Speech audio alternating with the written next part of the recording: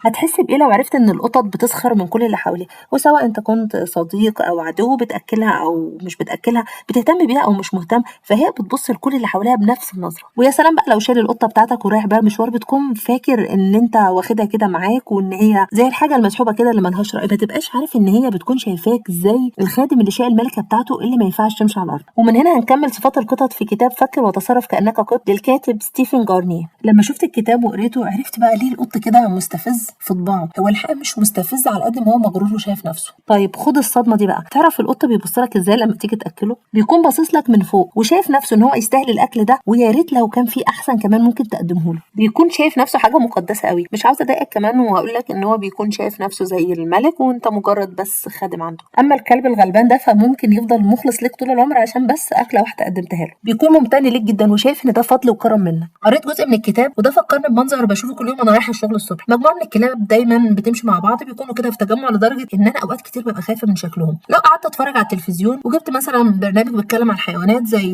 ناشونال جيوغرافيك او اي برنامج تاني، دايما بلاحظ ان هم بيقولوا القطيع او تجمع، لكن القط هو الكائن الوحيد كده اللي بيبقى ماشي لوحده او دايما في ذاكرتي كده لوحده. وده طبعا مهم جدا في القط، بيعرفنا قد ايه ان هو كائن مستقل. تخيل كده وانت مضغوط عامل شغلانه ونفسك الناس تقول لك رايهم او يقيموك، ايدك كده على قلبك ومش عارف انت عامل الحاجه دي صح ولا غلط، او لابس لبس جديد ومش عارف هو حلو عليك ولا لا، ونفسك اي حد يقول لك اي حاجه تريحك كده. القط كده كائن مستقل ما يهموش راي اي حد ولا راي القطط ولا راي حتى البشر. عارف انت الوقت اللي بتخاف من راي اللي حواليك لما تجيب مثلا مجموع كبير يدخلك كليه من كليات القمه، طب صيدله اسنان، لكن انت مش عاوز تدخل الكليه دي، وقتها بتخاف قوي من كلام الناس، هيقولوا عليك ايه وانت جايب كل المجموع ده لكن مش هتبقى دكتور. اوقات كتير جدا كنت بسمع من زمايلي كلمه كارير شيفت، لكن في ناس كتير جدا نطقوها من سنين ما حدش فيهم كان عنده الجرأه ان هو يغيرها او ياخد الاجراء. طيب يا ترى ليه؟ بعد ما قريت الكتاب ده عرفت ان اللي وقفهم نظره الناس ليهم ونظره المجتمع ونظرتهم لنفسهم. بقوا خايفين جدا ان هم يروحوا من مجال لمجال تاني عشان هم مش قطط، واحنا للاسف مش بنفكر زي القطط. هتتفاجئ جدا لو عرفت ان الكلب بيبص لصاحبه ان هو السيد بتاعه، لكن القطط بتبص لنا ان احنا الخدام بتوعها. وعشان كده للكلاب اسياد وللقطط خدم. لو القط بتاعك كان نفسه ان انت مثلا تخرجه عشان يغير جو